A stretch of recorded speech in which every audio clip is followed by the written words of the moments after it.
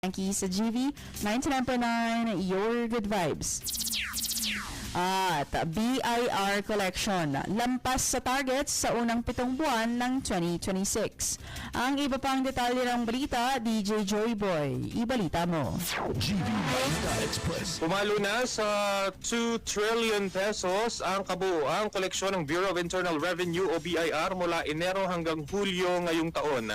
Nalampasan ito ang target na 1.990 trillion para sa nasabing panahon ng 13.53 billion pesos o 0.68%.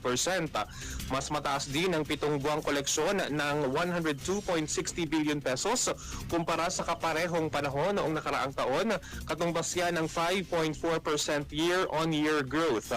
Ayon kay BIR Commissioner Charlito Martin Mendoza, nakolekta na ng ahensya ang humigit kumulang 60% ng kabuuang target nito para sa buong taon ng 2026. Binigyang diin din ni Mendoza na nagpapakita ito ng tumataas na taxpayer compliance kasabay ng patuloy na pagsisikap ng mga revenue region, Revenue District Office at Large Taxpayers Service.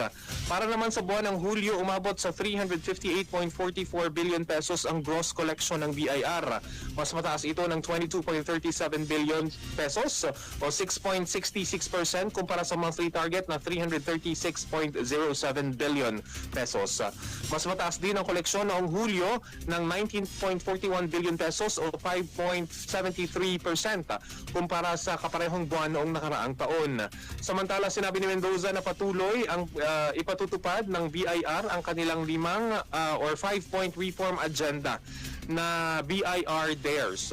Layunin nitong palawakin ng digital services, gawing mas madali ang proseso ng pagbabayad ng buwis at mas mahigpit na ipatupad ang batas laban sa mga hindi nagbabayad ng tama ng kanilang buwis. Para sa GV Balita Express, ito si DJ Joey Boy sa GV 99.9, your good vibes.